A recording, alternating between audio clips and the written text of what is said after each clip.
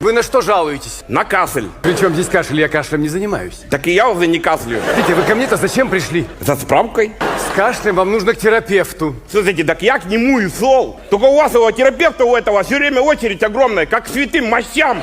Как будто его всего на 3 дня привезли и все хотят к нему приложиться. Одни старушки в очереди там. Занимали, небось, молодыми еще. Ну и все, я, значит, сижу первый день, кашляю возле кабинета терапевта. Второй день сижу, кашляю возле кабинета терапевта. На третий день сижу, что-то вроде полегче стало. На четвертый чувствую, все, нету кашля. Вот, и я решил, если кашля нет, какая разница, к какому врачу идти без кашля? А идти надо, иначе получится, что я просто так 4 дня на работу не ходил.